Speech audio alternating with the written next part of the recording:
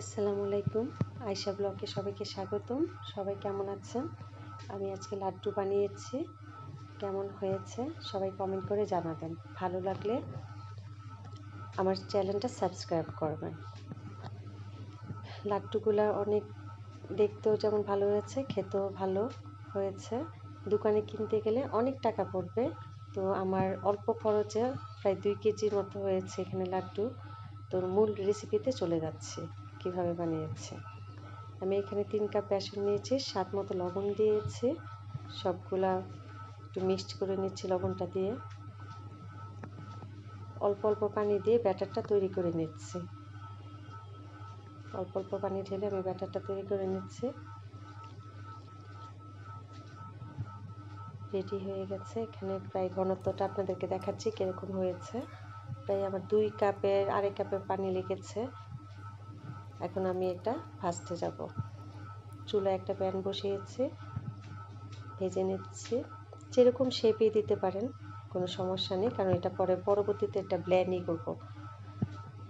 তো আমি অল্প আঁচে দিয়ে এগুলো হালকা করে ভেজে নেব, বেশি কালার করব না, তাহলে লাড্ডুটা সফট হবে না বেশি পুড়ে গেলে। হালকা ব্রাউন করে ভেজে নিচ্ছি। উল্টিয়ে দিচ্ছি, এই পিসটা হয়ে গেছে, অন্য পিসটা উল্টিয়ে দিচ্ছি।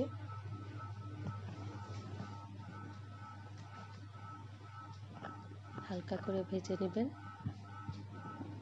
তো ভাজা হয়ে গেছে, উঠিয়ে নিচ্ছি তেলটা থেকে।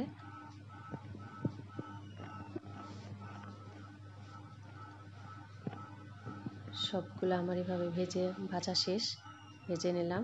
এখন ঠান্ডা হয়ে গেছে, ঠান্ডা করে তারপর ব্লেন্ড করে নেবেন। কুচি কুচি করে ব্লেন্ড করলে সমস্যা দ্রুত ব্লেন্ড হয়ে যায়। হালকা করে ব্লেন্ড করে নিয়েছি, বেশি ব্লেন্ড করবেন না, একটু দানা দানা থাকবে, বেশি মিহি করবেন না। হালকা দানা থাকলে ভালো লাগে খেতে। সবগুলো আমার ব্লেন্ড করা হয়ে গেছে। এখন আমি চিনির শিরাটা করতে যাব।